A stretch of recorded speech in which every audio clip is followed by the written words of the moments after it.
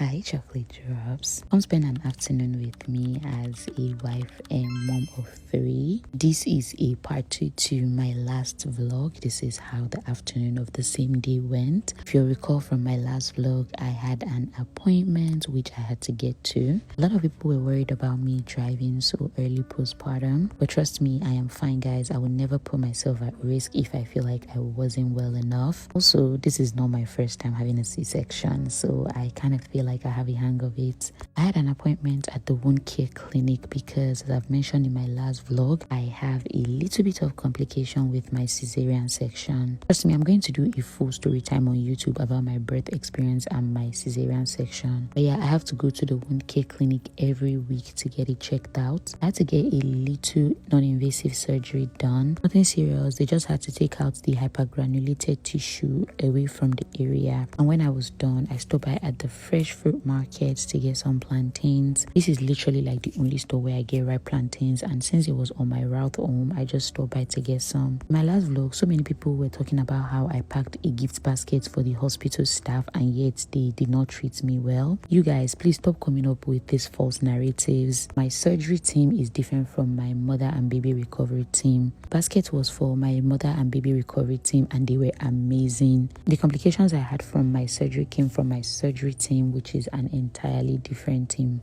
Anyways, I had to stop by at the pharmacy to get my prescriptions, and since it wasn't ready, I quickly decided to restock on my body care. Usually we just order a lot of these things to the house, but since I was at the store already, it was just practical for me to get everything as I was there. After that, I headed straight home. It was about 1 p.m. at this point. The weather in Texas is extremely hot, and as soon as I go in the house, my husband wanted to see the area where I had my non-invasive surgery today. First thing I do every time I come back from my appointment is to download everything to everybody in the house, because I'm not the only one that is going through all this shaggy alone. Anyways, on my way home, I stopped by at Dunkin' and I got Iman and Imran some donut holes. They have not had donuts in such a long time because I am cutting back on their sugar intake. As soon as I got in the house, I changed back into my pajamas and I had to put my belly binder on. And for context, my belly binder is not a waist trainer. It's actually what you're supposed to put on after surgery or birth to help with healing. My wound care doctor strictly asked me to put this on throughout the day. In fact, they want me to wear it even at night.